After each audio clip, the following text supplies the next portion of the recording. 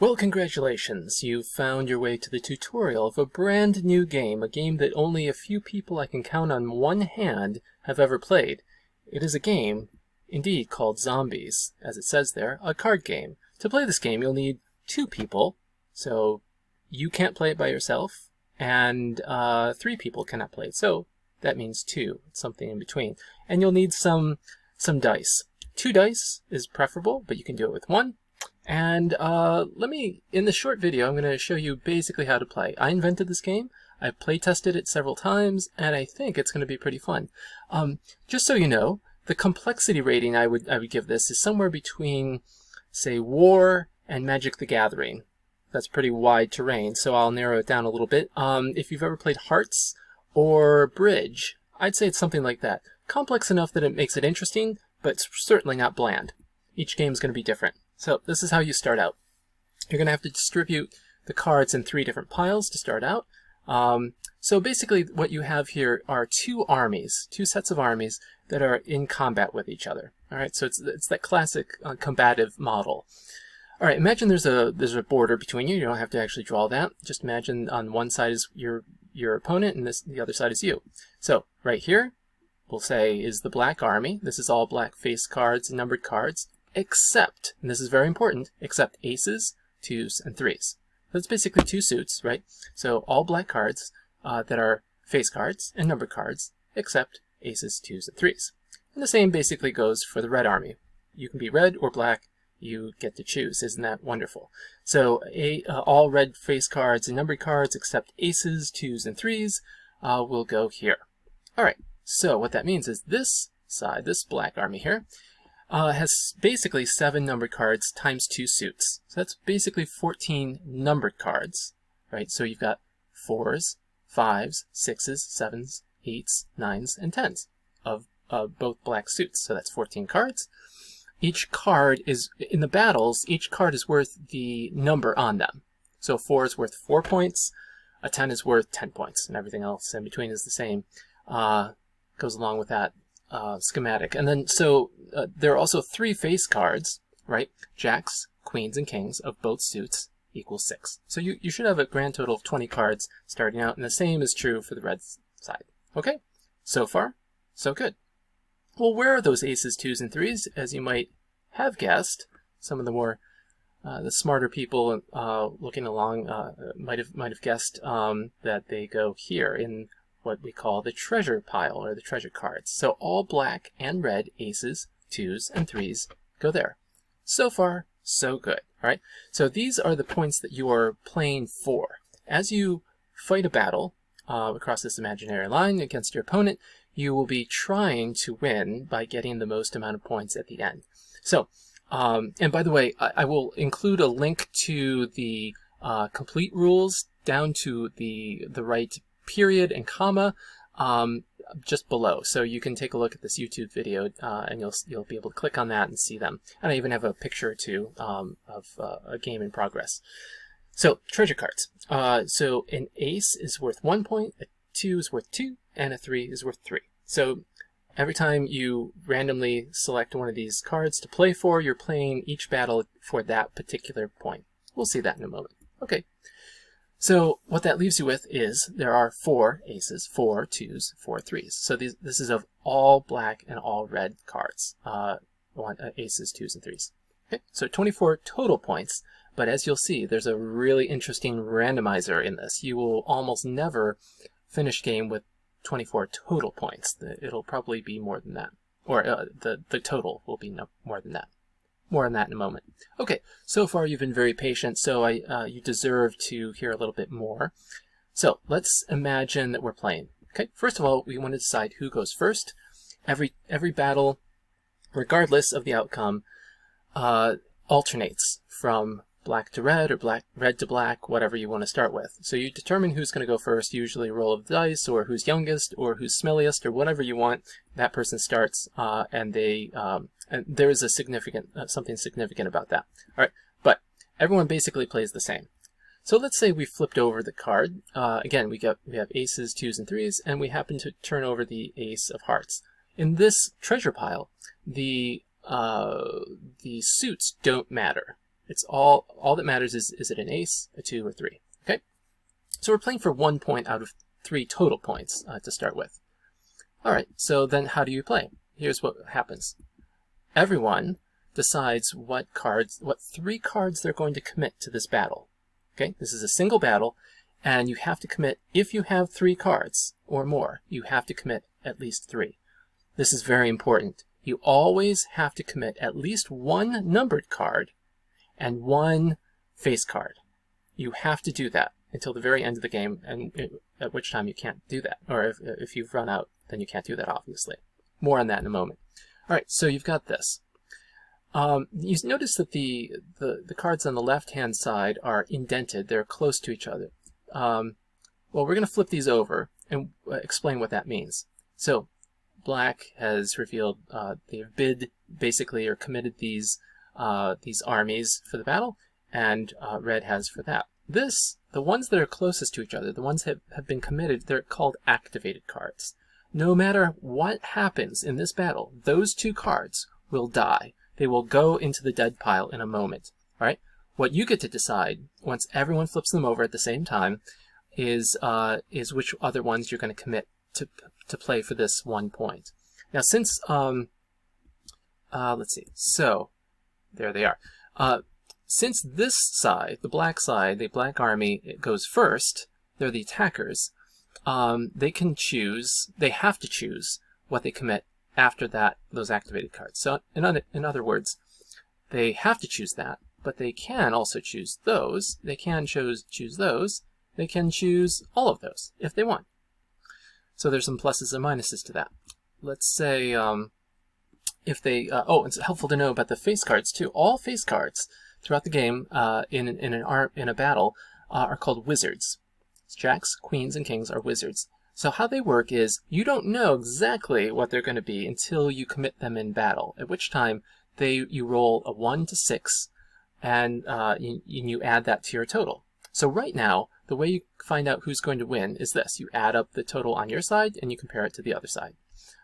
So right now, you've got 7, and if the 4 was committed, Black has to decide this first.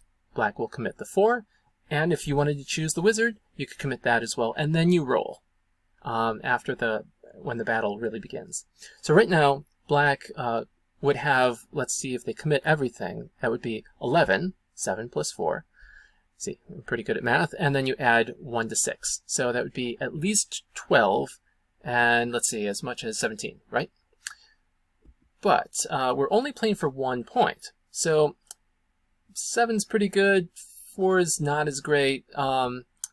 Maybe this person decides to do 11 points and keeps their queen. So now Red has to decide. Okay, so it's 7 and 4, that's 11. What that forces the red team to do is they have to play their 5 in order to get that. And they will get it automatically if they do that. But they say, I don't know if it's that valuable. I'm going to pull these away, and I keep them to fight another day. So Black wins, but what that means is Black gets that 1 point, and then all of those that were committed go into the dead pile. See how that works? So far, so good. You're very clever. There's the dead pile. And then we flip this over, and now we're in the next turn. We're playing for 3 points. And then we determine, of course, this alternates, so then the red team goes. So here's how this would work. Let's try another hand after that.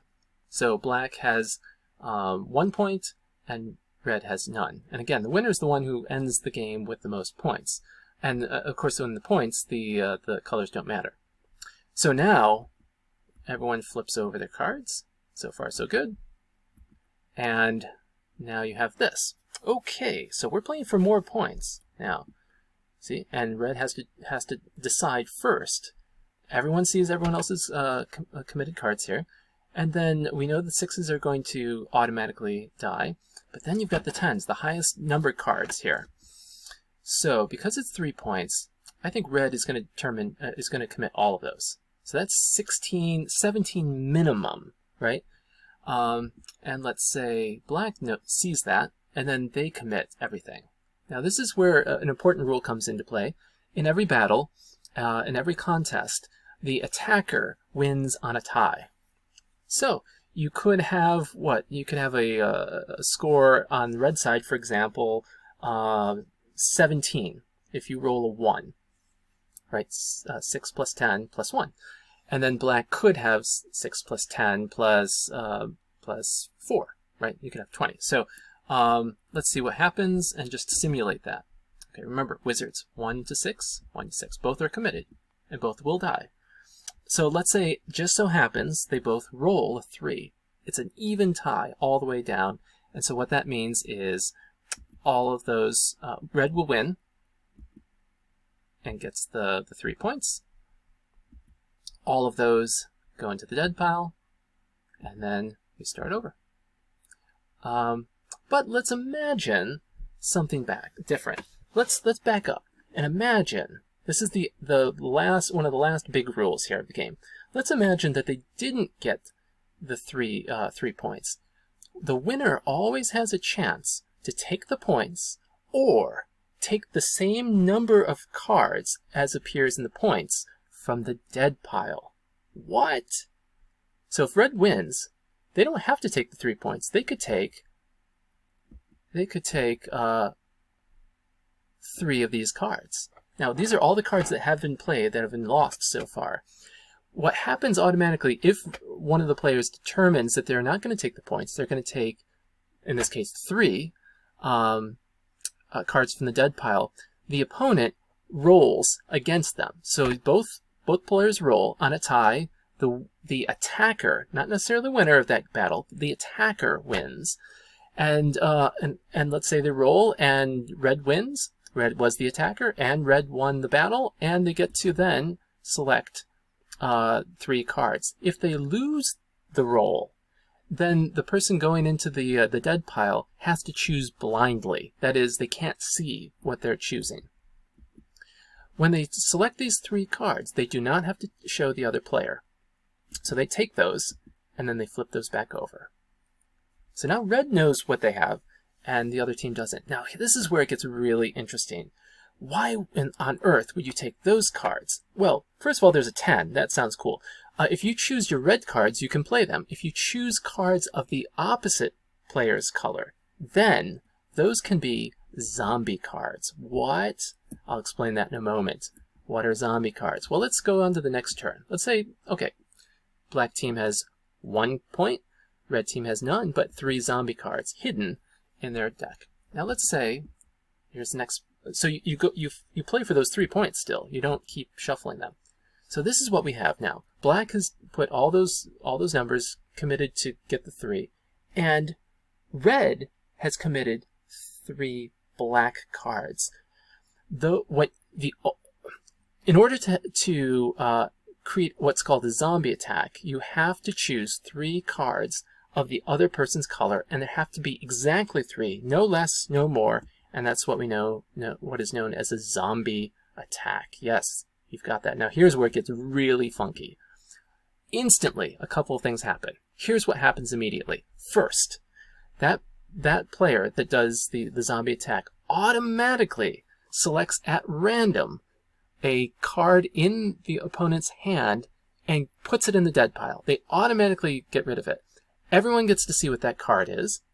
The cards that player had committed, the 5, 8, and Jack, are protected.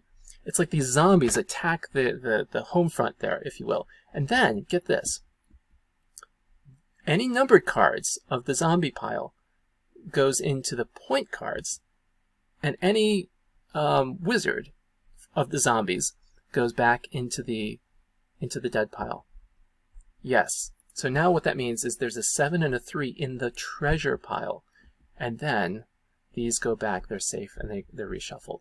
Now once the zombie cards are back in the treasure pile, you reshuffle, and then you select. So this means you could play for as many as 10 points.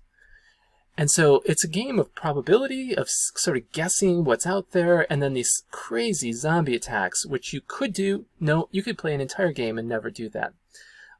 Those are the big things, and you just play that out until you have no cards left.